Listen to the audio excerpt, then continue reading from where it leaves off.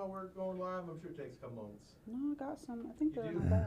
Okay, great. Yeah, Y'all sweet. okay out here? Thank you. Can you hand me that one right there? That's my bag right This there. bag you got. Yo.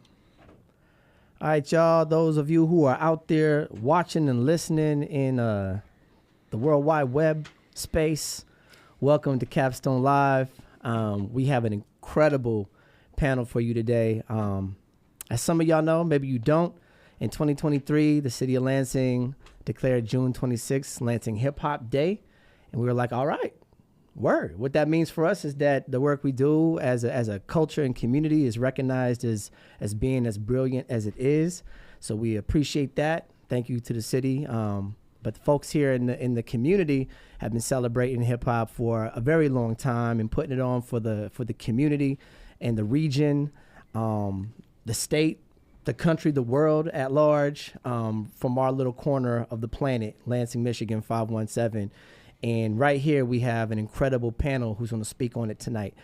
Just real quick, I'm a transplant from Seattle, and I'm honored to be able to run All the Above Hip Hop Academy with a great board of directors and some incredible artists here in Lansing. So it's really an honor as an institution here in the capital city to give back to a community that's given so much to all of us, to me personally, to everybody who's a part of AOTA in the family.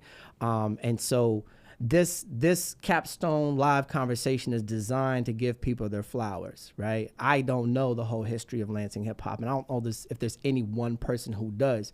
But because history is not linear, it's kind of zigzag all over the place, and from whoever's vantage point, you can get different pieces of truth. You know, if you go back to the beginning of hip hop, you go to the Bronx, you can't talk to one person who has like the whole entire history of everybody who was there, because there was some DJ who was somebody's uncle who must have influenced somebody who ended up becoming Herc or ended up becoming Bam or Flash or whomever, right? So stories are tricky that way. And what we want to do with this platform is to bring people to it who can speak on a variety of different vantage points.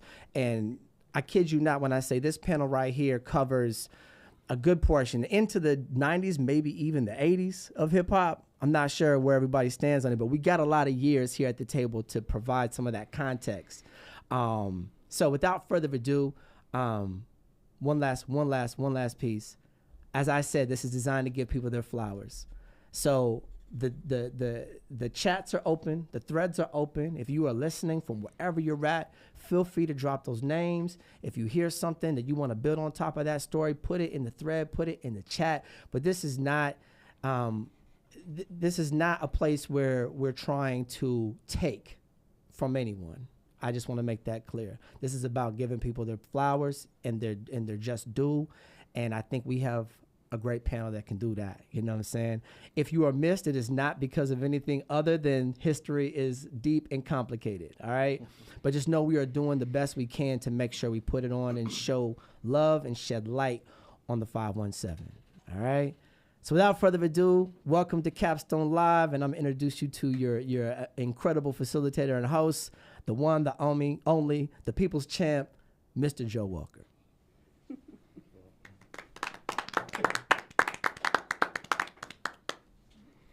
Thank you for that beautiful introduction, Jose. Panel, welcome. Everybody viewing, welcome. We're going to start here with our first panelist. What's going down? Esteemed. This person has been rooted in this community, especially its music, for a long time, becoming one of the top hip-hop publishers in the nation. Please welcome panelist KC. Thank you.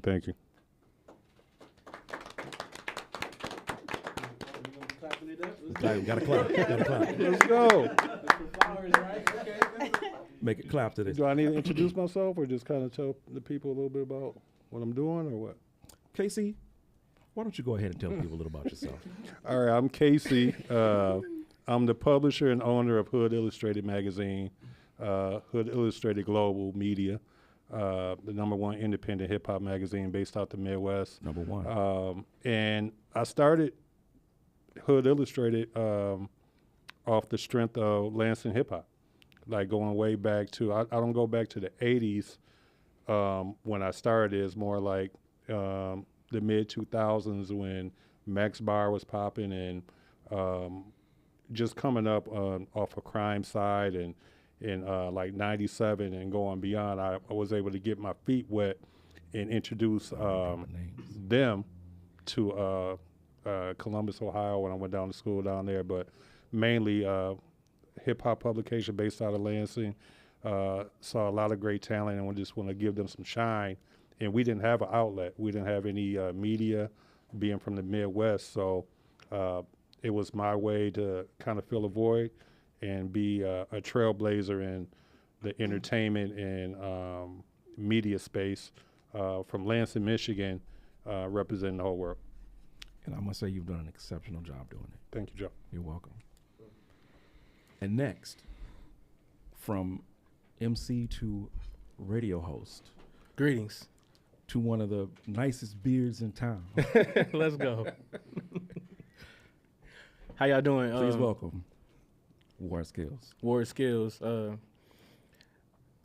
Yeah, born and raised Lansing, Michigan. Got a telecommunications background, radio, TV, film. Man, like where should I start? I wear The list is long. I wear a bunch of hats. You know what I'm saying? You say what? As an MC, I don't mind. Yeah. And I'm an MC. Well, you know, I do a little bit of everything.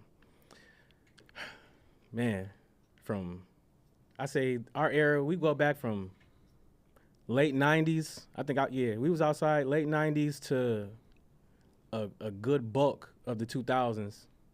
You know, early 2000s, 2010s was like kind of the timeline from when we were outside and evolving. I started off MCing, rapping, and then I went from rapping eventually to transitioning over to throwing events and giving other people opportunities to shine and come up around the area. And then I eventually transitioned over to radio, and I ran a radio show here in Lansing. I did some work over at Power locally, and then I ran a show on college radio, 89.7. I did a midnight hip hop show on Saturday nights for about 6 years. So Tell them the name. Mitten Mayhem Radio. Yeah, I mean we got a minute, so we're gonna chop it up about all of that type of Absolutely. stuff. But just real quick though, I got a background of a few different spectrums that I was able to help other people get opportunities as well. So what's up, y'all? And part of that background is being a voice. So we thank you. Yes, sir. Our next panelist, which I'm meeting for the first time today, but I've heard a lot about this week, while we're talking about voices, trained jazz singer, MC. Please welcome Yellow Cake. Hi.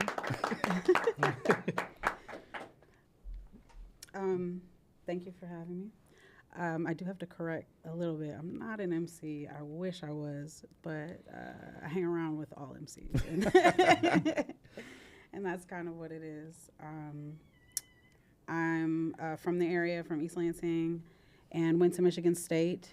And while I was in school there for jazz studies, I ended up meeting up a bunch of folks who became lifelong friends, and we became a hip-hop collective, even as a singer. But in a lot of traditions like that of Mary J. Blige, now it's so expansive, all these singers that are on harder beats, on beats that feel like hip-hop, hip-hop soul, et cetera, et cetera.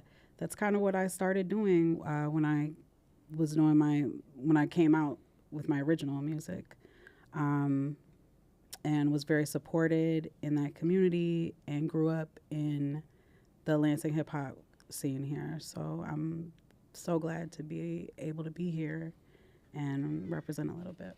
We're great to have you. Thank you. And MC, Master of Ceremony, so you do it too, so it counts. That's it. And our final panelist, one of the most respected business owners here in town, and also a DJ with a legendary career. Please welcome DJ Ruckus. Thank you. I appreciate you having me. I think I'm probably the oldest one here, but I didn't grow up here. I came to Lansing at MSU in '92, but I was kind of into hip hop from when I was like 10 years old, so like kind of from the beginning. I grew up in a small town outside of Flint called Otisville, but hip hop was my vantage point to like engaging the world outside of the real limited culture where I was raised, and I've got to do so many amazing things through this culture. Just it means a lot to be on this panel with y'all, and thanks for having me. You're welcome. Thanks for being here. Now I have some questions, and before I start with my first question, I kind of want to veer off a little bit, if that's okay. Just listening to you all introduce yourselves and knowing that the history that you have here and the history that you've made here and some of the things that have happened over the last several years. So what I would like to know is, what is your emotional connection to the hip hop scene here? Casey, we'll start with you. Emotional is very emotional when it comes to the scene here because it's a lot of blood, sweat, and tears put into creating a brand and pushing for the artists around here. We have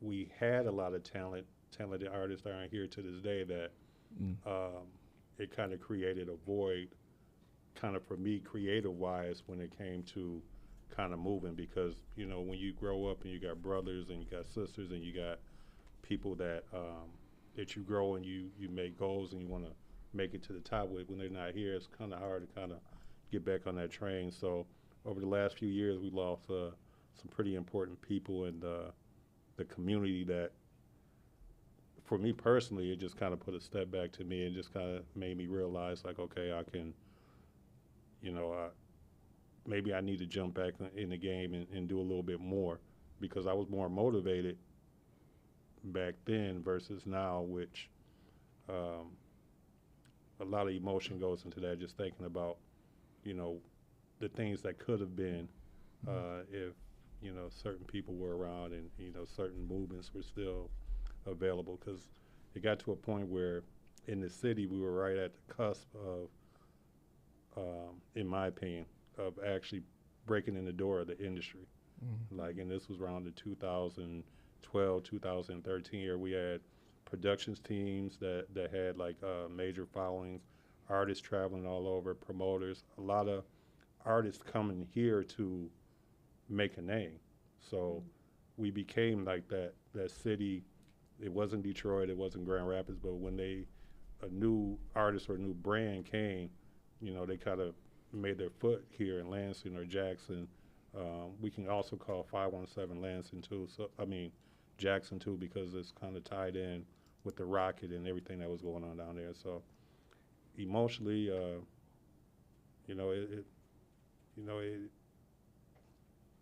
basically that's it.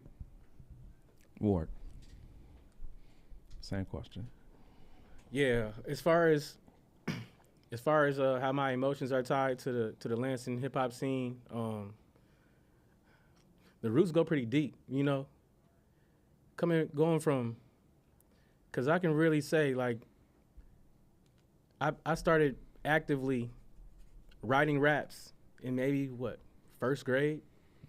I used to get permission from my parents to call one of my buddies on the phone and go in the other room and spit raps. I'm talking about at a very young age. So I always had a deep passion for music and not just music, but just the hip hop culture, period. Like I love you know, the dance. I love the DJing. I love, you know, the graffiti. I love all of that. So I just happen to be good at rapping, you know. So I tend to pick up, you know, the path of writing and creating music. So that's kind of the path that I took for a long time. But emotionally tied to this, it's like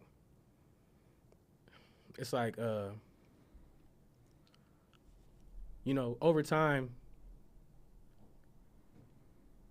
from the work that we put in, we kind of phase out of some of these things, you know. So just because they might not see me in the same spaces anymore doesn't mean I don't have love for our scene right now. You know, you just might not. You're not gonna catch me jumping and bouncing when, you know what I mean, with a good portion of the younger crowd anymore. However, I still support. I still got love, and you know, we had our phase, our wave of that. People come and go here in the Lansing hip hop scene. Not just Lansing, but you know, that's just how it goes everywhere. But my emotional ties go pretty deep here in Lansing. Yeah. Thank you. Yellow Cake. My emotions, not to repeat the question a bunch of times, but it's interesting because in one way, even though I know it's still happening and still going, it's very nostalgic for me. Because like I said, I grew up in the scene a little in multiple scenes. But it really grew me, not just as somebody who was pursuing this art, but as a person. Mm-hmm. The people I met, the opportunities I was provided, just to express myself, to contribute to, you know, other people's artistry, other people's vision, the things I saw that I had no idea I would see for $5 For real. every month at Respiration, you know. It was just like, it's been a blessing. And then like I said, lifelong friends I've met who are like my family, for real, like my brothers and sisters. And to see what these avenues have provided for so many. And even folks who were passing through, who were going to school here, and then went back home or wherever they went, the imprint that it left on them, I know plenty of those folks, musicians and otherwise. And I was gone. I moved to DC for about 8 or 9 years. I came back 3 years ago and was so like proud to see young folks doing it here, because there was a minute where it was, you know, folks have always been making hip hop here for the time that I've been here, but it was hard to find venues, you know, and whatnot, and people are making a way like they always do. And, you know, of course, with the example of the gentleman at the end, making something happen for folks here, not having to go elsewhere, is so important. And so now I found myself, my current relationship is to bolster, to support, you know, where I can. And that's very fulfilling to me. Good answer. Ruckus. So a couple things. So we lost Crazy Kaz over the last year. And he was one of the first. So when I started DJing, it was mainly around East Lansing and at MSU.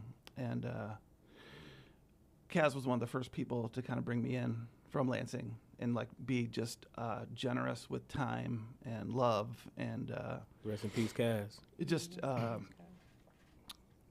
it's a huge loss, and it just, when I think about what I'm emotional about in the context of this conversation in Lansing, like he was a good mentor for me. I still have like crates of records that I bought from him over the years with his tag on them, and then the other part is, I think for me, is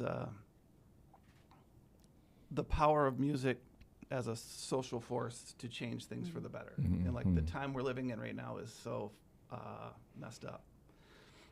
And that there needs to be vision coming from the people, and music helps like focus that and gives people an outlet sometimes talking don't do it. But with music, like, you can really communicate to a lot of people in a way that has more power and feeling, and can move people to make big changes in their lives. Like, I mean, all of us here, but also people to take the risks that are necessary to change the world, to make it the better place that we want it to be. And for me, like, that's what I spend my energy musically, I think, doing now. Both kind of trying to survive the horrors of the world and just working class life, but also like to help motivate people to move as a society to fight oppression and create something better. And this, I can't overstate, like, doing this for 30 years, the amount of people I've met, and just the warmth and kindness and welcoming and community that's come out of that. It's like, it's overwhelming. If I can, I would just want to take this moment to say in front of everybody, thank you to you, because when we came out of COVID, that first show was the Capital City Kickoff, ALTA Creative on that stage at the Avenue. And for you to let all those people in, pack that house, people were still scared and worried, but we had a great time. We had a great time, so thank you. Now, the ice is broken. Let's get into some of these here questiones. We're gonna start with Yellow Cake. Who introduced you to hip hop in this area? Who introduced you to this scene here in Lansing? To this scene, I introduced myself, which is funny. Okay. So, like I said, I was a jazz student, and, you know, depending on who you are, but also sometimes just the nature of it, it could be real intense. And I'm not saying it is like the movie Whiplash, but there are those folks who are like, like man. nonstop, you know what I mean? Yes. But let me run this back. So the way I even like found jazz was just looking for stuff, and that's always been me. I love music, I love art, so I'm always combing for stuff. And it was just like a Billie Holiday compilation CD in the back of my parents' collection with a bunch of dust on it. Nobody had been listening to it, but here I go with my Discman. And found that in high school and just like latched onto it, like for dear life. And then also making connections to like Miseducation of Lauryn Hill for me was life-changing. Because I was this girl in an Appalachian white college town before I even moved here, you know. And it was around that transition. I had locks, you know, at the time in the Midwest. That for a young girl, that was very foreign. You know what I mean? So I had something to latch on to, but also, of course, she's an incredible musician. But Billie, I found connection, and to his point, you know, a music that changes, that affects social movements, that affects, that people can latch on to. In that regard, I saw that through line as well, and so that really affected me. So I ended up going to school here for jazz studies, but also knowing that what I was writing for myself was not exactly that. I was doing other things because I was influenced by a lot of other things. And I heard about respiration. Actually, I heard about it from a soror, but she wasn't really going. She was kind of here and there. She wasn't my soror yet. Respiration comes up a lot. Yeah. And I tried to get friends to go with me who were, you know, other musicians, because I'm like, this is dope, let's go. Nobody would go, so I went by myself, you know, at least those first 2-3 times. And I was like, this is the best thing that Lansing has ever had. I loved it so much. And, you know, again, like I said, $5, like the acts I saw for $5, like once a month, I was like, oh, you can do this? Right. That's wild. Here, that's crazy. And before I knew it, I had, open mic, and I was also meeting the folks that I ended up in that collective with at that place. So that's how I was introduced to hip hop in Lansing, to the scene, I'll say, in Lansing. Okay, we'll throw it to you next, Ward. Same question. I was introduced to the scene, I would say,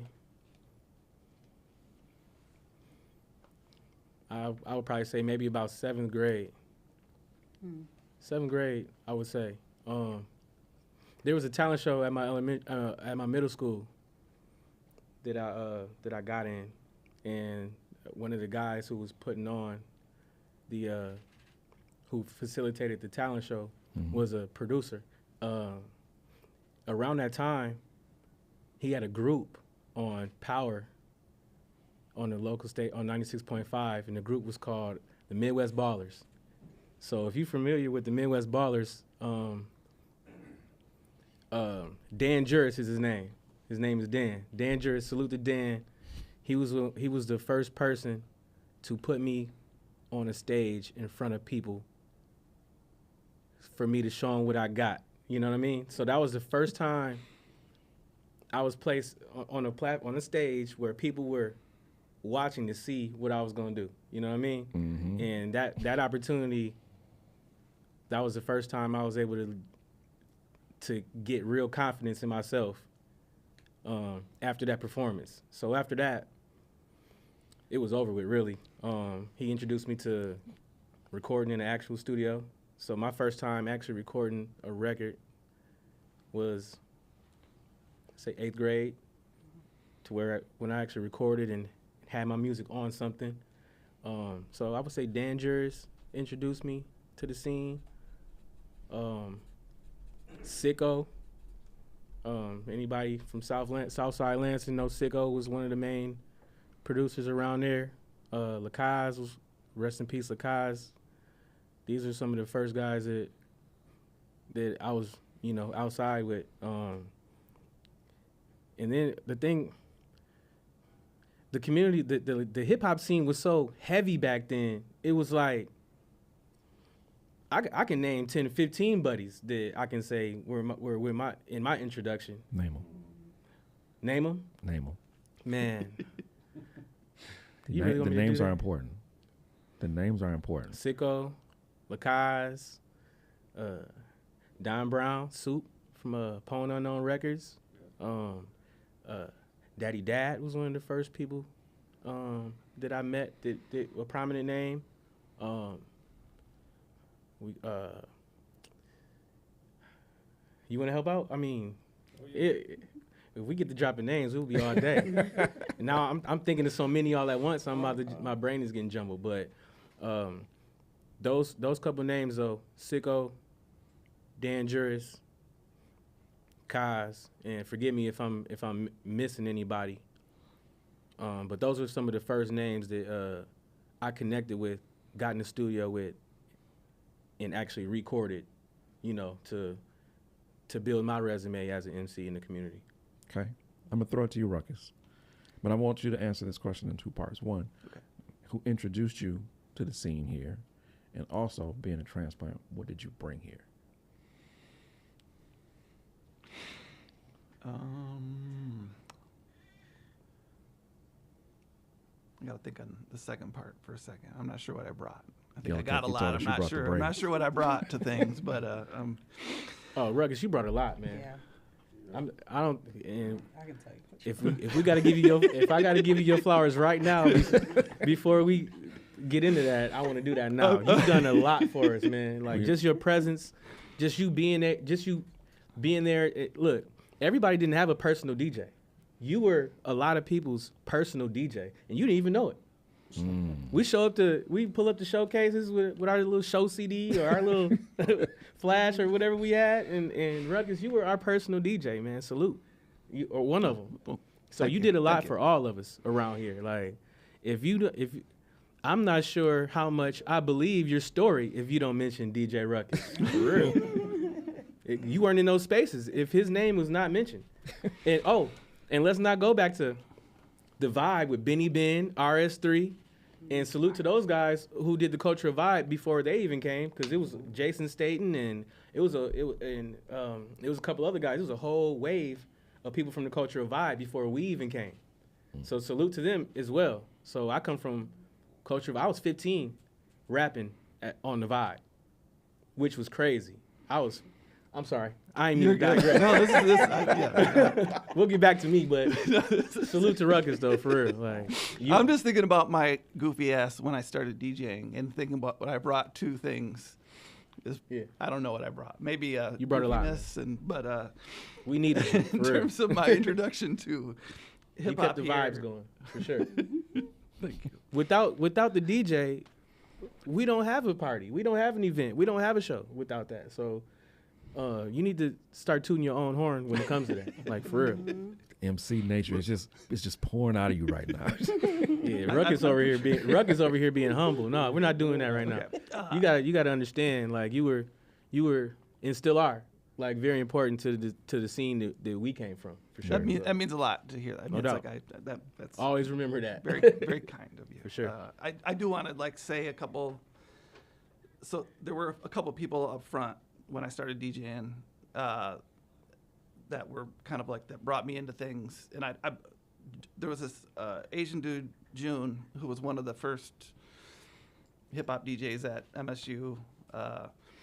And I met him through a friend at a restaurant, and Judy at Blue Note, and she connected me with him. I met a bunch of b-boys through that stuff too, and these were all things I wanted to be connected with since I was real young. But I didn't get a credit card till I was 18, and that's when I bought the turntables at the pawn shop. As soon as I could fill it out, that's how that happened. But June was one of the first people that put me on. Kaz is another one. The first like residency I had, so I came from like a lot of punk culture stuff too, where you're just used to, you're just used to not having anything going on. You just make it go on, like everything. And I think that's a big part of like who's here in the room. Like, if you wait for things to happen in Lansing, you're going to be waiting a long time. But it's also like it's a wide open space in many ways to like you can make things happen here. And so like right away I started DJing, like a lot of people, like DJing probably out before I should be DJing out, like, but just like want to make it happen, and then we're gonna do it. And it was at Small Planet. Mm-hmm. I did a party at the Silver Dollar with this DJ Dumbo, who was like was a radio DJ, dance music guy, but we had like a hip hop room, and that was the first time I met Kaz, and I had, he was legendary already, and I'm pretty young then, 22. I think we're about the same age. I know he was DJing since he was like 13. But he came up to me and was like, "Hey, I'm Kaz," and I'm like, "Oh shit, this is crazy Kaz," and he's like, "Can I get on and play some records?" And it was all records, and he didn't have records. He just like wanted to come on my set and like kind of like just play with my records. Mm-hmm. And I was like, "Oh, for sure." And then he just killed it, doing doubles, doing tricks, just like with just my stuff, like not even his, as a DJ, it's kind of like if you have home court, like you're comfortable, you can do a lot more. But he didn't need home court; he could come in anywhere, rock it with like. I mean, this is 30 years ago too. So, and he talked about how there weren't a lot of places to play because of all the clubs. Basically, not like I think people now think about hip hop being this pervasive thing that's everywhere, but. There was a lot of resistance to hip hop being in the clubs, and there still is to some degree. But it's like there was a much bigger fight. And sorry, this long story is going to wrap up. The small planet thing was like we kind of broke hip hop into that space, but then that allowed him to come into that space, and then he killed it. Like it was just an amazing thing. So I think that's how I got to know him, and he's probably the one that I credit the most with introducing me to the scene here. KC, before you answer this question, Yes, sir. you got to go back to the emotion of it, because just on a personal note, the fact that you document so much of what happens, and especially the people having an emotional connection to hip hop, Right. And I can say personally, like when some of these artists pass on, you've come to me like, can you write something about this person or this person? Mm-hmm. And I can say honestly, like some of those, you know, it was hard to write because you can't see with the tears in the eyes. But for you to have that platform to share those emotions, I think is brilliant. Thank you. So, same question. And also, how does it, you know, who introduced you to the scene? Okay. And then fast forward, what's it been like to document it all? Okay. Well, going back to the beginning of just the brand, before the magazine came out, I went off to school in Columbus, Ohio, and I came back around 2000, and I went to LCC. And around that time, I met a friend who I felt like we was gonna be the next Puffy and Biggie, you know, like Suge Knight and Tupac. I felt like Phil. I felt like we was the next thing, and I got introduced. We went ahead and put a mixtape out. I got introduced to the music scene. I was going to school at LCC right across the street from here, and one of my business administration classmates, I asked him, he was black, and he looked like he probably did some music around. I'm like, you know anybody that produced? He was like, yeah, my homeboy Lacasse. So he gave me his number. We did a 4-track. We bought 4 beats and 8 blocks of studio time right down the street at Mass Music Studio. So we went in and did that. And that was my introduction to the scene. I was able to go down there, and I was able to see what the underground Lansing hip hop was, because they had who was over there? Sawed Off was over there. Mo and them was over there. It was a lot of people in one building that was cooking up. But prior to that, let me go back before that. Before that, I was really introduced to the music growing up because my had an older brother, and I hung out with him. He was about 4 years older than me, and he was cool with Mad Moan.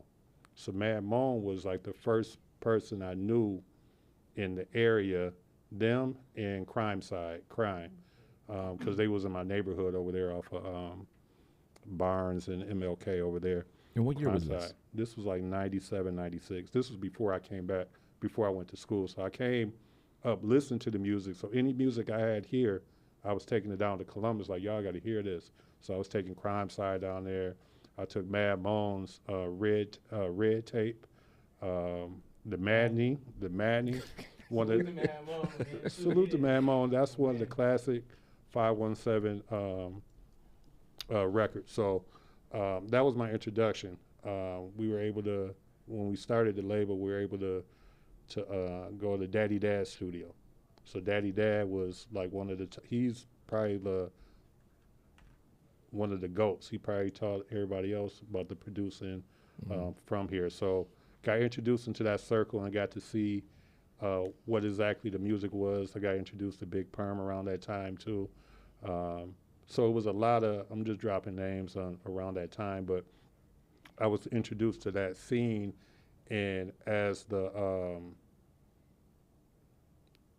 music scene for me as an independent record label owner and doing all that, it wasn't kicking off as fast as I wanted to, and my artists ended up going down to Atlanta. So I was stuck here with a backpack full of ideas and a marketing degree, and I just decided to go ahead and create a magazine or a platform for this area because nobody else was coming here. So I was taking everything here and going everywhere else. So that's basically how it started. And from that point, I was just tapped into the city. Anybody that was doing anything, I was pulling up with the camera. I was interviewing them. I was promoting Respiration. That was the first spot that I took the magazine.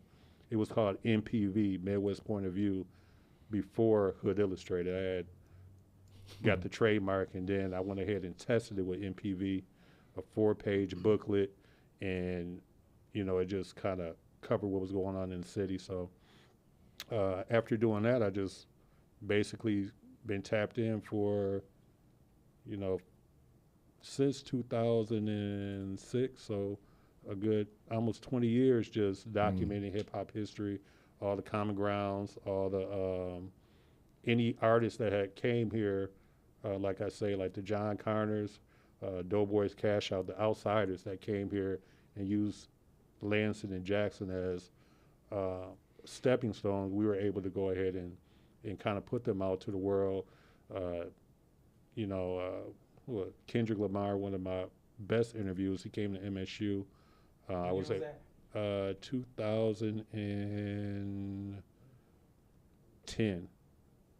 Tell me, I met him. who else was there? Who came through Max? I don't mean to digress, but I want to get this stuff out of the way, like while it's in our head. He was at MSU, and I was able to meet him. He was on tour with Wale. Drake had came through MSU. So any of those Tell me events. What year was this? This was like 2010, 2011, like right before they blew up. Yep. So being able to be a platform here, and like years later still have like relationships with TDE and all the labels that are still relevant now. I don't brag much about it, but I hold it dear to my heart that like, okay, we definitely are a place here in Lansing that a lot of people know about. They don't just call us, oh, you from Detroit? No, we from Lansing. That's what I try to represent. Anytime I'm out, anytime I'm at A3C Southbound, you've been down to A3C with me before, and we represent. So what I was see the second people part flock of to it? you like Santa Claus. You had What the was the second part, bag. bro? What's it been like documenting it all? Oh, it's been amazing. I never thought that, starting a record label and selling, 2,000 or 3,000 CDs out the trunk and treating it like it's a masterpiece, because that's my idol. Like I literally took his blueprint and turned it into magazine publishing, but being able to document that and meet all these people and still have solid relationships and still be relevant in today's scene, and it's amazing. I love it. Okay. We'll go back to Yellow Cake. When and where were the spaces and places that played the biggest part in your hip hop origin story? Ooh. I'm gonna sound like a broken record, but Respiration, Max Bar, like that just was it. You know what I mean? And then there were other venues, Small Planet, of course, but it wasn't, honestly, it really wasn't a lot of places with stages, because what I remember is venues being very resistant at the time. You give them what year? Around what time was it? Okay, so I did write a couple. That says a lot. It does. As far as what was going on at Right. that time. Absolutely. So this is a big platform that she's talking about right now that they were a part of. They had a lot of support. I started going there. I started going to Respiration, I want to say like 2006, 2007. And I want to say it had been going maybe a year, maybe not even a whole year at that point. I think it was 06. Yeah. Mark, salute to Mark and EJ. For sure. That's when I first started hitting the streets here. Who I originally met in high school, because I went to high school with them. Lansing, right? Yeah. Mm-hmm. But I knew Ride Out, who was one of their homies, and that was like a person I knew who like rapped, for real in high school. And I was like, oh, that was really my first, like, you could do that. But the thing about that space in particular was it was just very welcoming to everyone. I was thinking about like Waymakers, like in this scene and in this genre here, and pretty much everybody here is one of those and back there, you know what I mean? And that spirit is so pervasive, and that's what I first picked up on when I was there, because they were giving you, it was a hip hop thing, but they were also like bringing you like deaf poetry. They were also bringing you like, I mean, it was singers too, but like, I remember they were just showcasing folks from here, but also from all around the state, from all around the Midwest. And it was kind of like a little hub at that time. You know what I mean? Sorry, you might have to repeat your question because now I'm like nostalgia land. How did it all play a part in your origin Okay. story? So how it all played a part in my origin story. So I had been going for a couple months, and I was like, dang, I really want to do the open mic, but I don't know, because not usually a lot of singers here. Like, I should do it, right? And so I reintroduced myself to Clock and EJ. And I was like, yeah, I sing, like, can I do open mic? They were like, oh, yeah, you gonna sing something right now? I was like, okay. And so I sang something for them. They were like, oh yeah, you can do open mic. I was like, okay. You ready tonight? Right. And I did something. I don't even remember what I did. I was terrified, of course. But then I started coming back with stuff I had written. And that was really special to me. Like, I could write my own things. You know, I could put it in my own voice. It could have my sound, whatever the hell that was, this mixture of all these things. And there was a place for it there. And that, like, literally is my origin story. And within that, at that same time, I was meeting James Garden, who was filthy at the time. Joshua Smith, who was Jay Young the General at the time. Notice I'm like the only one that still has like a name or something.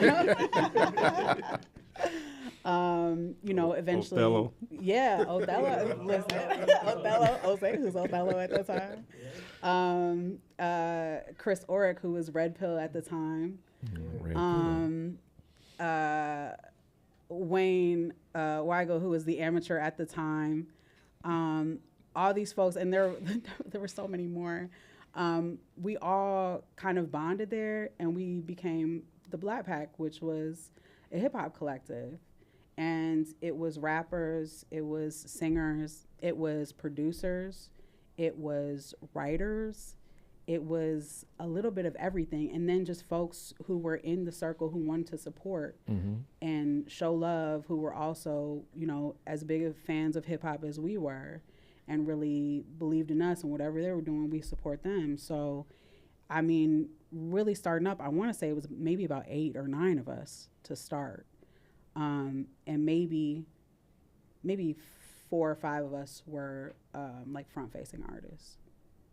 And Black Pack has brought me all kinds of stuff. You know, we went all around the state, all around. I mean, we went down to South by Southwest, not officially, but official enough. You know what I mean? Right. You know, booking shows and everything. You know, folks from this collective have gone on to tour the world, to tour the country, to become editors of major hip hop publications. You know what I'm saying? William Ketchum III. You know, to become start their own platforms, film reviewers, to produce for a bunch of names, between Corioto, Aaron Armstrong, you know, Hero Beats. Hero was adjacent to us for a long time. I feel bad that I'm not gonna say everybody's name because I'm like, there are so many of us. Shell, who's an incredible singer, but also has her own production company, and she's like booking all the talent for all the summer shows in Detroit. You know what I'm saying? Like, it just gave and gave and gave. You know, Common Ground, opening for all kinds of folks. Like, it's like baffling actually when I really think about it. And folks who came to rock with us have gone on to do all kinds of things. My homegirl, India Owens, is the bass player on Stephen Colbert. You know what I'm saying? Like, Wow. it just goes on and on and on. Jenna Camille, who was a piano player and support. She's now a cold producer, singer, piano player, drummer, singer, rapper. She does everything. And she does it really well. You know what I mean? And these are folks that we touch, and I'm so proud of that.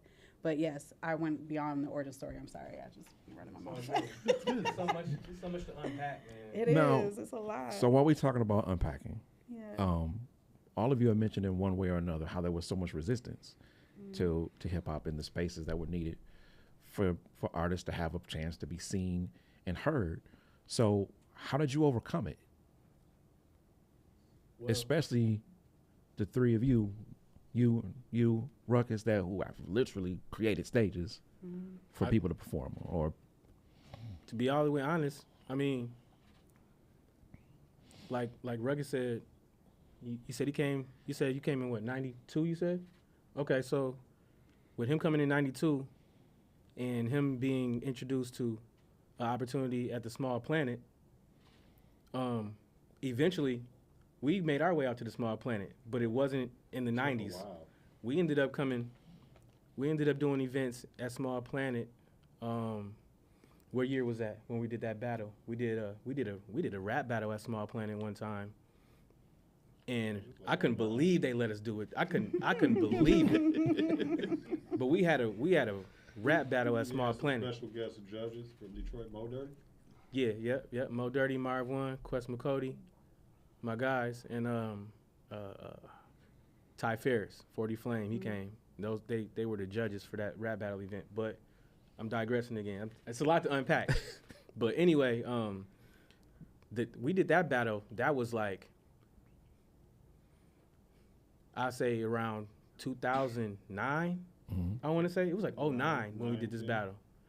And by that time, Ruckus, Kaz, whoever those guys were out there rocking, introducing East Lansing to hip hop, I would say probably paved the way for us. Right. By the time we came around with, needing opportunities, I guess those barriers were kind of knocked down. So, okay.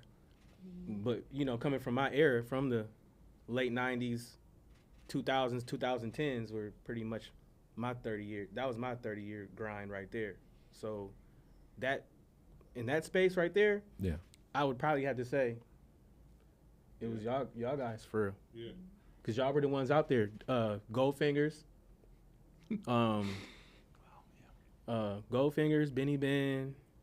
I mean, yeah, in order for us to get out there in that East Lansing scene, they were the guys playing the music, playing the records. Benny Ben was the first DJ I met when I moved here. So there we go. He was the first person to give me a shot on the radio. I'll share that story too in a second if you go ahead and get I walked in cold of the cuts and was like, Yep. who's spinning music out here? And she pointed at Benny Ben. He was over going through some records. He looked up. Yeah. Benny, he was a spontaneous guy. Benny was a spontaneous guy. Can I tell a story about? Go for it. So this period, so Benny Ben was one of the best hosts on Cultural Vibe. There was a lot of good ones over the years, but he was Sure. RS3. That was their first period where they were their banter was so good. But just I had And a where was record store Cultural at that Vibe time. broadcast? Culture Vibe was on 88.9. Oh, 88.9. Okay. Saturday nights. Yeah. Benny Ben was in the record store that we had at the time called Vinyl Attic. I had been going up there. I don't know if y'all remember Lackadaisical. He eventually was named Tarak. He did some stuff like I think adjacent to Slum Village era stuff back in Detroit after he left here. But he wasn't the host. It was this other guy that was the host. He was not one of the best hosts, but Lackadaisical was really good, and he brought me up there, and that was a connection. And I kind of tried to schmooze my way into that spot. And when the guy was, I can't remember his name, but when he was leaving, I was set up to be the next host. Gotcha. And if you listen to me talk, that's not what I should be doing. And so, like immediately, I love radio. I mean, if I talk about one thing that played the biggest impact on me for wanting to be a DJ, it was the radio, the Wizard, the Boogie in Saginaw, but also Culture Vibe when I came to MSU. But I did so bad. I had one show where I think I was the host solo after the dude left, and I couldn't get the equipment to work. I didn't get trained right. I was overconfident. It was a disaster. I was playing some Beatnuts track that said it was clean, but it had like cussing through the whole thing. I got the people calling me, and Benny Ben asks, I knew that, I mean, I knew I wasn't going to get it. I knew that I was done. And Benny Ben was like, I'm not going to, he was like, oh, if they're not going to have you do it, that's messed up. And I was like, well, you should do it. Like, oh, he's like, I wasn't going to do it because they're like screwing you over or whatever. And I was like, no, you got to be kidding me. And so like, that's just he almost didn't do it out of some solidarity stuff that was like, would have been silly because I was so bad. I'm glad I don't have a tape of it, but I wish that there was a tape of it that I could share quietly with some friends. That's a good one. Casey. What was the question? I was listening to records. So there was with the resistance to hip hop Oh. in town. You know, how did you overcome it? Persistence really, because like hip hop, like with the venues, Respiration as my introduction, I was welcome there because that was it. It sounds like Respiration needs a documentary or something. It does. I mean, really. I mean, because that was my beginning, and there's other little, well, not little, but other platforms like Mic Club, Sincere. It's kind of like, I won't say a spin-off of Respirations, but after Respirations ended, like it was a big thing where we, you know, kind of celebrated when the last show, that was pretty big. So, as for the venues and the different places, it's just the reputation from Lansing going to East Lansing was kind of hard for us to kind of get out there. But even Lansing, when it comes to different events, and all it takes is one mess up, and then it kind of makes it hard. So I think us having a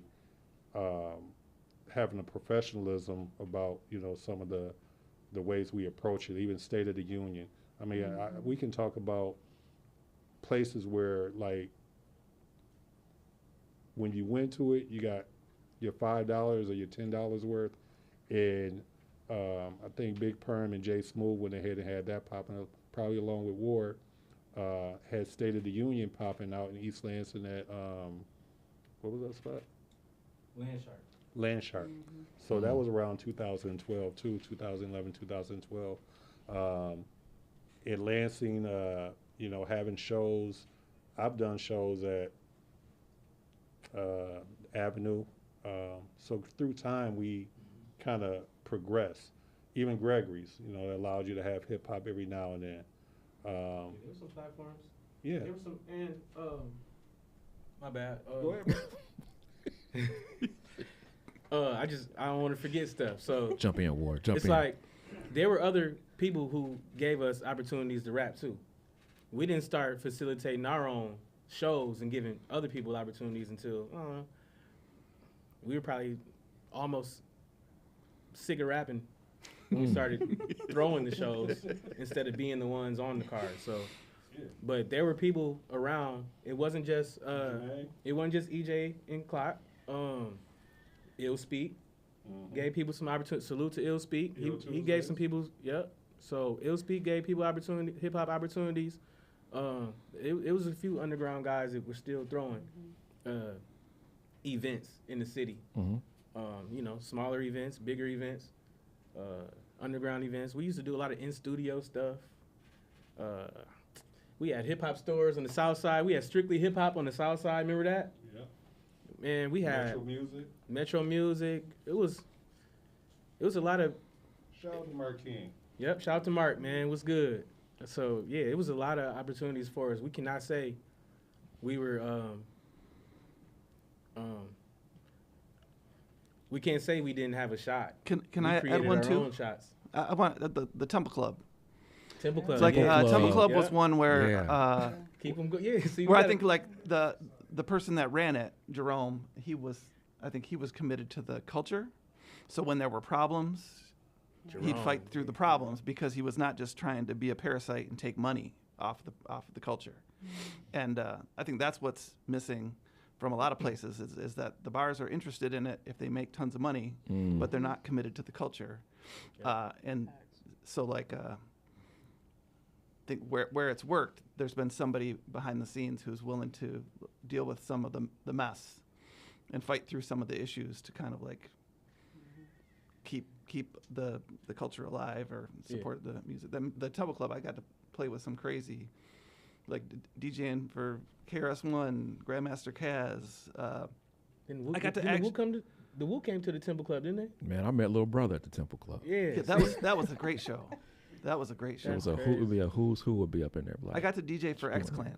Like, how am I That's DJing fire. for X Clan? Exactly. See, like, well, this brings us perfectly to this next question. I'm so sorry. Can I interject? Oh, of course you can. And I know, and listen, I didn't really throw a lot of things, very small amounts of things, but you asked about like how did you get through that? Mm-hmm. Folks really bullied their way through, like they really did, and like pulled people with them. Right. So like, if Ruckus messed with you, and you showed up where Ruckus was at, then you were in there. You know what I'm saying? facts. And that's like how it went. And sometimes it would have to be like, not even have to, but sometimes it was a little bit of a coming in from a different avenue because, you know, like I said, Ruckus is a lover of music in general. He could be hired to play any type of event, to be very real. And that's how I met him.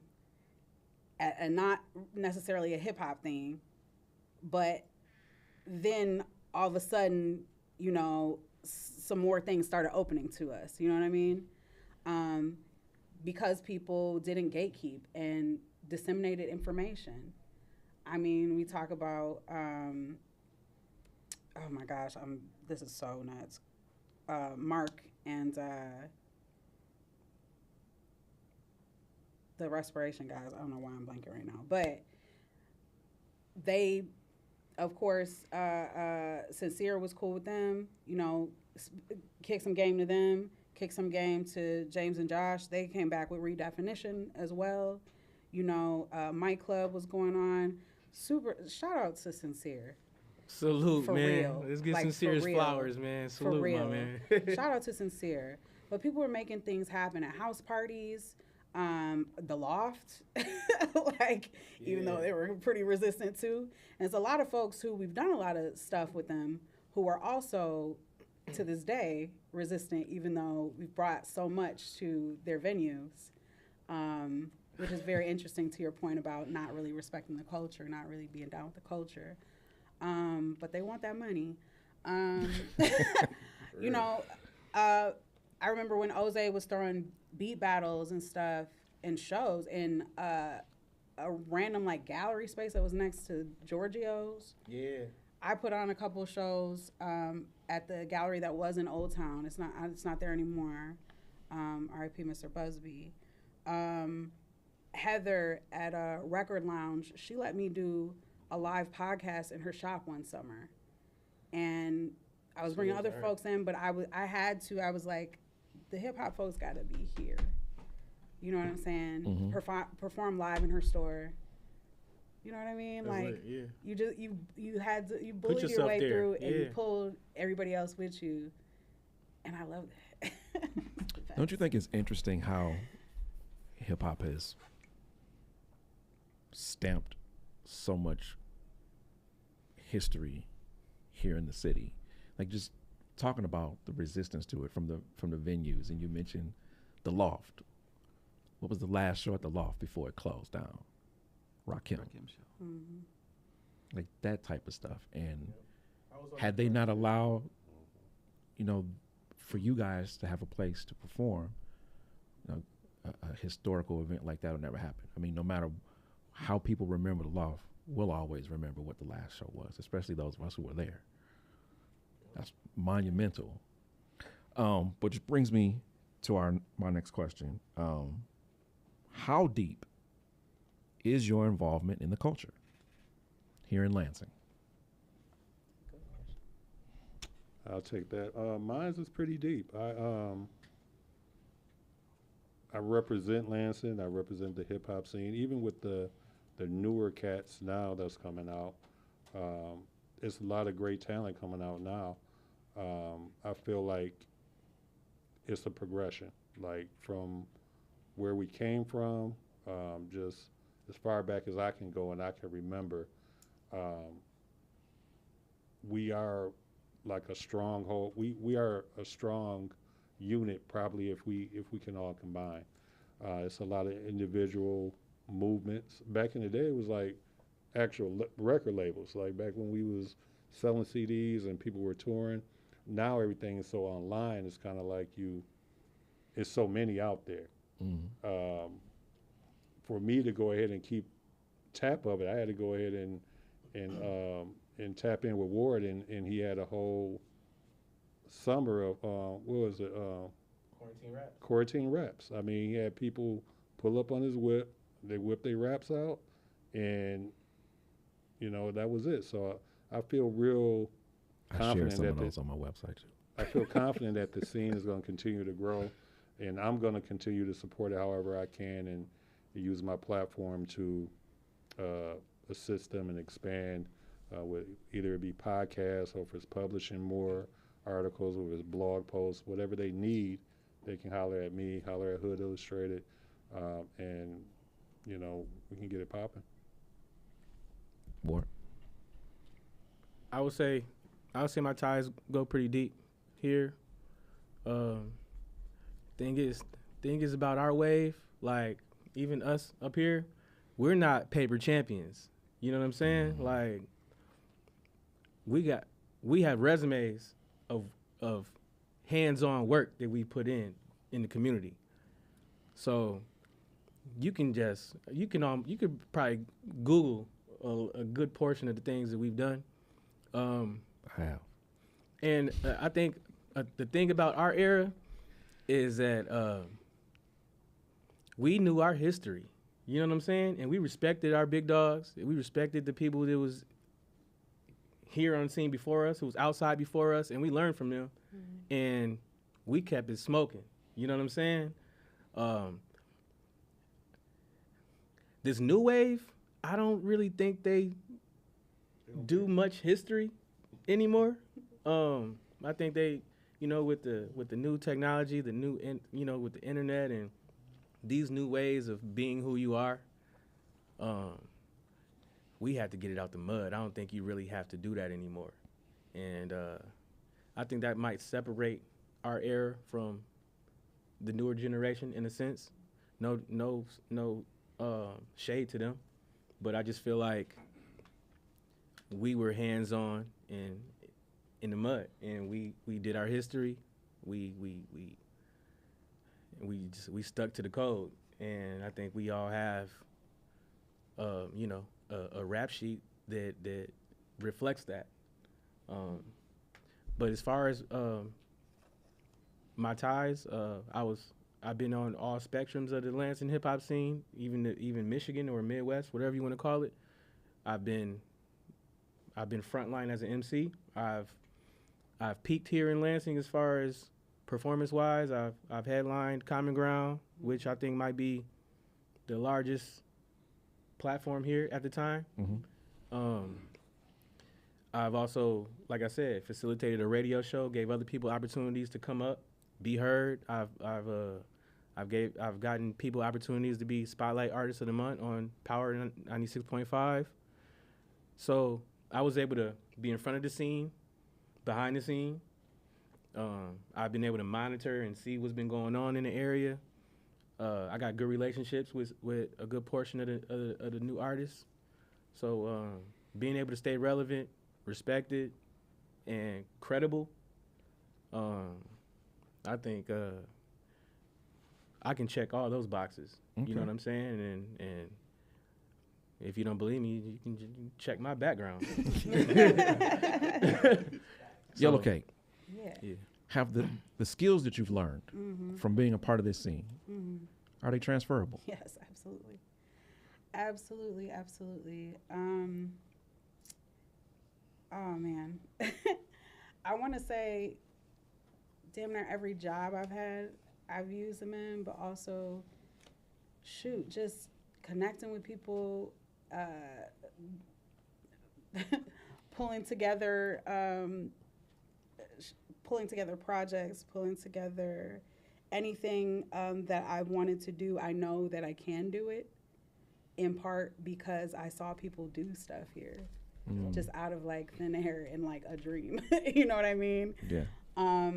But it's definitely been transferable, and the range of people and types of artists and creatives that I've met in this scene honestly I work in corporate now. Like it prepared me to work in corporate. I'm not gonna lie. I'm not gonna lie to you. Because you have to be about your business, but you're all, but it's also a community, right? So that's how I treat it, because I'm not gonna be any different than myself anywhere I'm at. And that's what that taught me, you know what I mean? I was able to travel and was the same self wherever I went, you know what I mean? Yeah. But I do want to say, with the kids who are coming up now, one, mentors are available to you. Yes, they are. There's folks here who they're so giving. There's a whole And platform committed to it. Right. Okay. There's a whole hip hop academy. Huh. I want to see these kids be brave, man. Like throw some elbows to get in some places and do some things. Like try some shit. Try some things. And I want to support that. You know what I mean? And I always will. And I just thinking, like, when I was still in DC, I came back for a summer and I met Mikey Austin. He was like 18. He asked me to get on a song. I was like, okay. Nice dude. Man. And then he put the video out and he's like giving scholarships to kids. I was like, yo. Yeah. You know what I mean? Like, I'm just like, it's here. It's here. And just like, I'm always going to be in touch with it. It's always a part of me. So, am I like hustling at it anymore? No, not necessarily. I'm still doing things, but I'm always like resource. Like I'm trying to hear what people are doing, like what the kids are doing. Always. I'm not even necessarily trying to give advice. I'm trying to give love. You know what I mean? Yes. Yep. Where I'm at now is I just want to build community. So I started an artist meetup, artists, creatives, nonprofit, small business owners who were kind of arts adjacent or whatever. Quarterly, we're having our second one tomorrow. I would just be like, da-da-da, and all the information, but also we're in a smaller space. But if you would like to come, I would love to have you. So I'm on IG at Yellow Cake, YELLOKAKE. Hit me up and I'll send you an invite. But it's free. And the point is just to get folks together to meet and agree and show love to those folks in the area. Every time, different people. So we show love to an artist. And when I say artist, I mean, not just musician. I'm talking about painters, dancers, whoever. You know what I mean? A creative. Creatives. You know what I mean? We highlight nonprofits in the area who are arts based. Show love, show people what they're doing, how you can get involved. But we also offer you, fun stuff to do. So we got DJ Renee Soul, who's DJing tomorrow. We got we got a couple of activities for you. We got a little game. We got an artist share. Like you come, you bring something you're working on, get some feedback from other creative people, you know, meet some folks. Maybe you might find a producer. Maybe you might find a rapper. Maybe you might find somebody who could paint a album cover for it. You know what I'm saying? Mm-hmm. So that's the Resources. point. Like, yes. And I'm inspired by all those folks who are doing similar things and bringing people together like this here. But yeah, that's where I'm at with it, with the culture. I just want to invite everybody in. Okay. Ruckus, why do you continue to be a part of the culture? I think, well, I mean, I know. So one, I love DJing. I think it was it's one of the favorite parts of my life. And I don't know how I would not do it. I don't know how I would stop doing it. Maybe if I stopped being able to hear. But like, there's something there that's like addictive, and I really like not doing it as a career, not trying to think about how to do this to make money, not trying to like doing it because I love doing it, and I'm only going to do shows where I can do whatever I want, and I'm less interested in being a part of hip hop, but maybe something else, something beyond, bigger and beyond it.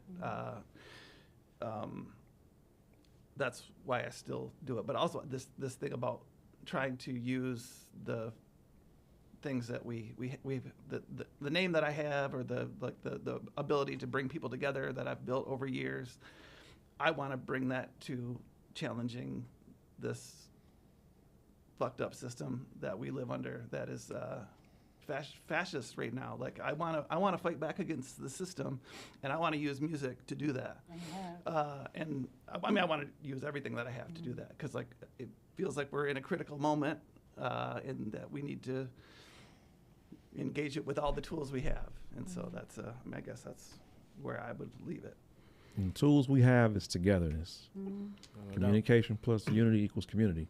So to each of you, who is the person or persons that at this moment, in front of everyone watching, that deserves the flowers that you would give to them right now? Who has earned the flowers that you would give to them right now? In the community or In the scene. in the scene? Mm-hmm. Crazy Cass, DJ Crazy Cass, Lakaz, A-Real. I'm going through some of my fallen soldiers, some of the people that just not even on the music tip, just more on the personal brotherhood shit, that made a big impact on me just as a human being. So I would say Crazy Cass, Kaz, Perm, A-Real.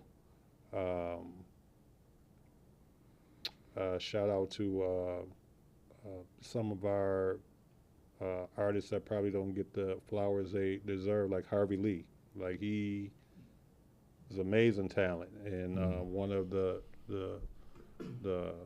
bright stars that came out of Lansing. Jay Powell, UNV. You know, these are individuals that have made an impact within the whole industry that come directly from here. So I won't use all the names. I'm sure that Ward got a few more names, but shout out to Ward. Like, shout out to everybody on the panel. Also, Cut Nice.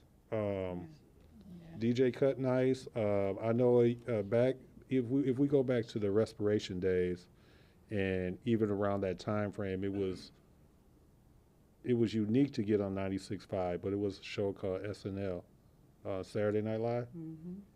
It was him and Jay Scott. Yep, him and Jay Scott did that. Tony E, shout out to Tony E. Those are some of the people that, as I went through, and anytime I popped up, or if I needed an interview, or if I wanted to just kind of showcase who they were as a piece of content, we weren't even calling it content back then, but a piece of content that I can publish and just kind of draw people to my brand. shout out to everybody that allowed me to do that within the community. But yeah, shout out to the Rocky too in Jackson. Jackson, Michigan is a big part of our scene here. They allowed us to go down there and have a safe space, well, a nice space, somewhat safe space to go ahead and get our music on and throw parties and bring all the artists that are blowing up now, like the Payroll Giovanni, like Doughboy Cash Out, all them pretty much stomping grounds was Jackson, coming to Lansing and doing all that. So yeah, shout out to those. I'll let you go ahead do your thing. Man, I want to show the utmost respect and love to the DJs really around here. Cause really, like, without y'all, it's like we need somebody to play our records. You know what I'm saying? Salute, man. Butcher, Cut Nice, Hollywood. Right. We're gonna keep saying Kaz. I don't care if I gotta say it 10 more times tonight. We're gonna DJ Crazy Kaz. Eclipse. I ain't trying to have no brain poops right now. But Shout out to the chemists. the Chemist, yeah, man. And then I want to name so many artists. Like, I want to just, we gotta run this back one day. We gotta come back. we got to come back and do one specifically. Yeah, we're gonna have to do something for like artists specifically. Cause right now, like I said, it's so much to unpack. I'm all over the place right now. Cause I can give you an hour on each topic, really. But I'm trying to keep it brief, and I don't want to forget stuff. But we don't have enough time to do this today. But a lot of names, man. And if I forgot your name, I apologize. But the real recognize the real. Y'all know what it is. When y'all see me, y'all know it's all love. And I just want to thank everybody that I've even encountered or came across in this space, or cause man, it was a lot, yo. Like, it's a lot, man. But it's a feeling I can't describe. Like, I wouldn't have. I mean, I wouldn't regret. I don't regret anything that I've had in my path. You know what I'm saying? I appreciate everybody. AOTA. Yeah. You know what I mean? Like, I love y'all. Y'all still active. Do all the good stuff for the community. You know what I mean? And All the good stuff. I wish AOTA could expand 10 times what it already is. For It real, will. because we need this. So salute to AOTA, man. Y'all been supporting me forever. Vice versa. Love y'all. Yeah, our family. And it's just, I don't know. I'm starting to get emotional for real. But yeah, you can go ahead. As everybody has been saying names, I'm like, yes. I remember the first time I was in the studio chopping up a big perm about Strange Fruit and just talking about that song. Big P, man. Yeah.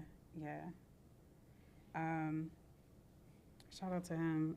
And also, Jose, because AOTA is just amazing. But not just that. So between, because I know them pretty well, between Jose and then Joshua Smith, James Garden, even though, we didn't have nothing while we were doing this thing, you know what I mean? We're always intentionally mentoring, like always, and have never stopped. Never stopped. Yeah. And that's just so admirable. As somebody of this culture that is, and trying to keep it going, but also just like as a community member, as a man, like that's everything. You know what I mean? Mm-hmm. And I also, there haven't been a lot of women who really got the shine here. And I wish I knew more, but the ones that came to mind were Shayla Brock. Also, who's an incredible singer, also produces all her own stuff, Melissa Carter.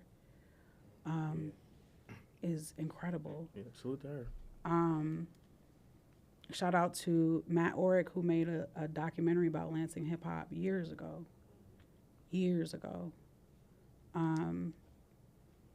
Yeah, it's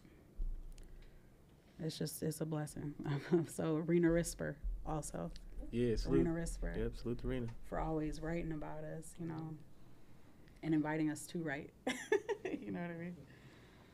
Yeah. Ruckus. So I got a giant list. Yeah. I'll try to go through them quick because I know we're getting late. But first, I want to thank Kurt and Ken Walrath and Scott and Tony Swartz. These were two guys. The first two moved to my little shitty town from Flint when I was real little, and they exposed me to hip hop as it was starting. And so that changed the trajectory of my entire life. Probably would not have. I mean, hip hop. I would have found hip hop at some point, but it wouldn't have been the same as being able to hear the songs when they were coming out, hear the stories from these kids who were older than me, going to the shows in Flint, and they were b-boys. They had a crew that was battling all the time, and that so I was exposed not just to what was on the radio, but the whole culture, and that changed my life. My brother Chris, I'm gonna get emotional too. I'm gonna try to resist, but almost every time I talk in a forum like this, I cry. So that's just how it goes. It's all good. My brother Chris, who also was a DJ, he got turntables before me, and I wouldn't have. He reminded me that we could do it. You could just do it. I wanted it for a long time, but I just didn't think it was just kind of that just mental block of thinking maybe that's what somebody else does. And him just getting turntables, that was no, I can do it. I can do it now. And I still DJ with him a couple times a year, and it's one of the best days of the year every time. A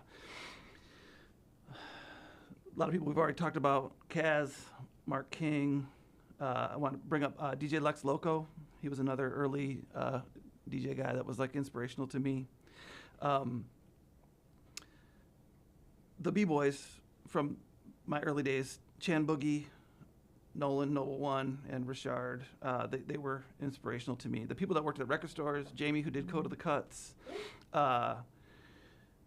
There's an early rapper named Rakim who was around MSU, who I don't know what happened to him. I know he got a gun charge or something, and then he just kind of disappeared. This was along with that guy June, the DJ that kind of put me on. Also, there was a guy, Eduardo Scissorhands.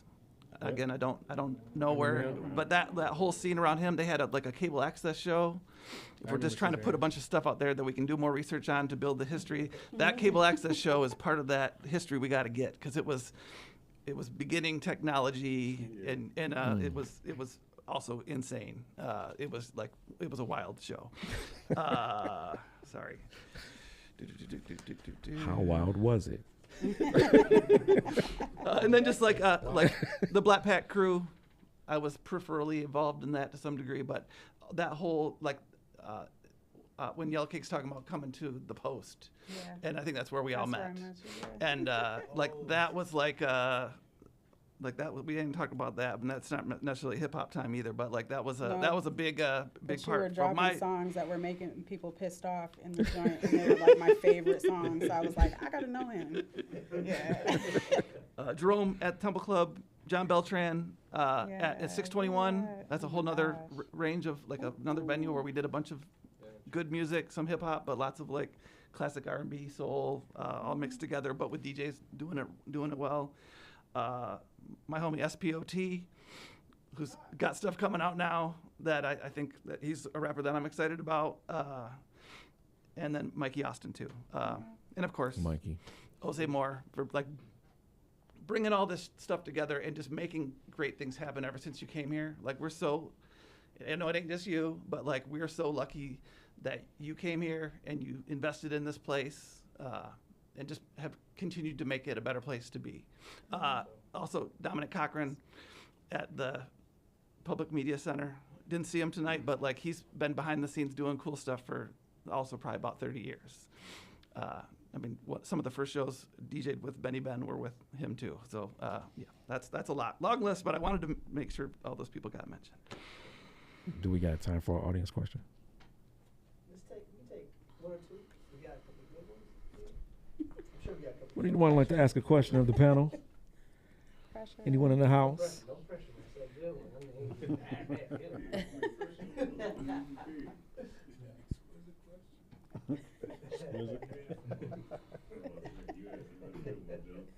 I do have one. I do have one more. If you guys don't have one,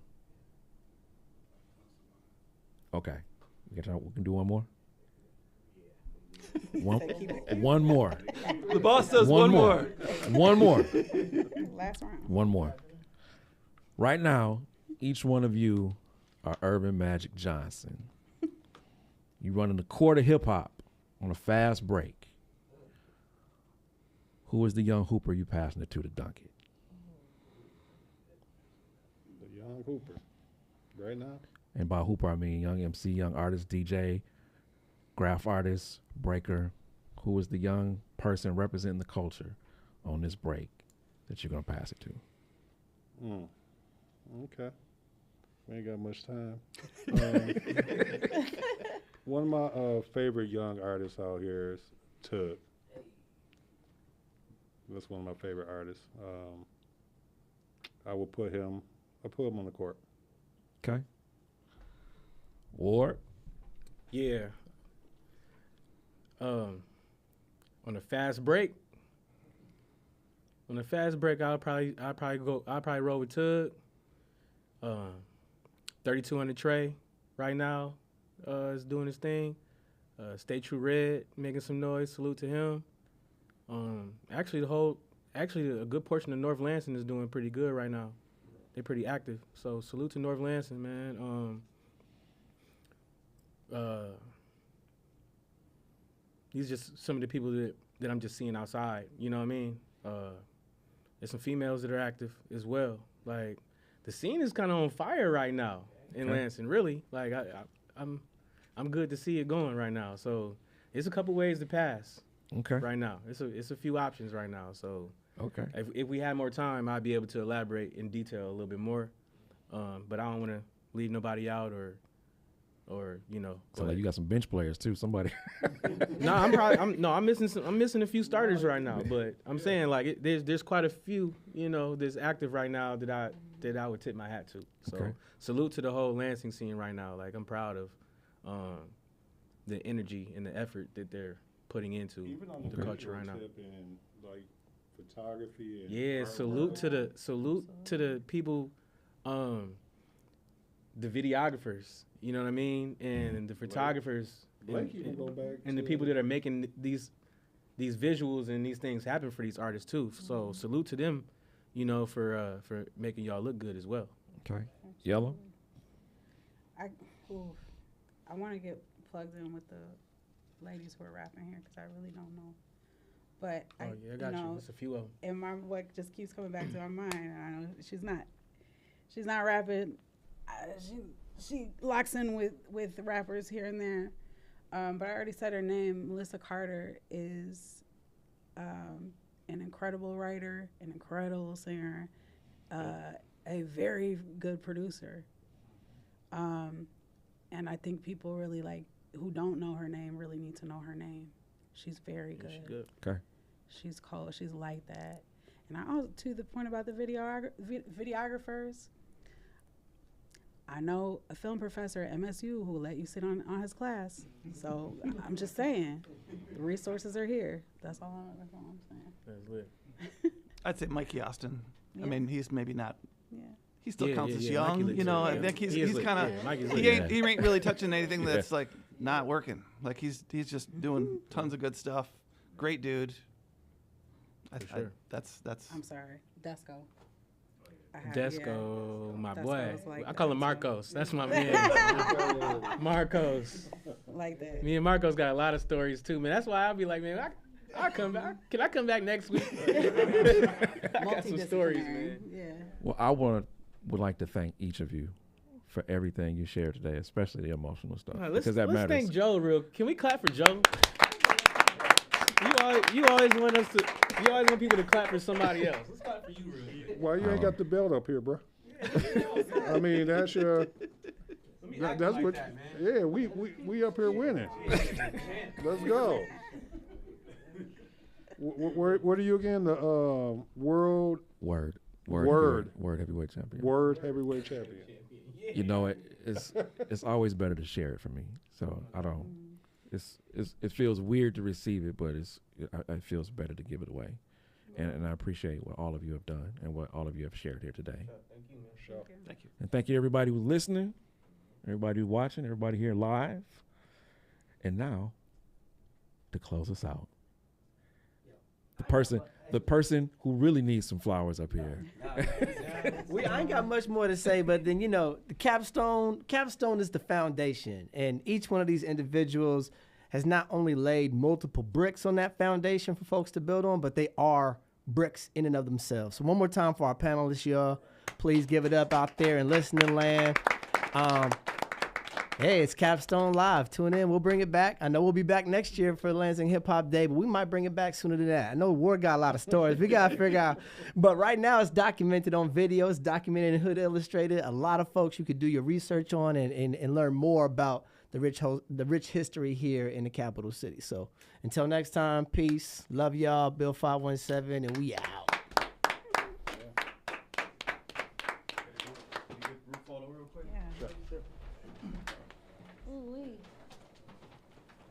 What time is it, y'all? Well, I got my phone. 8:30. That's Told me a lot about you. We gotta get you about Exactly. See, that's what I'm saying. Like.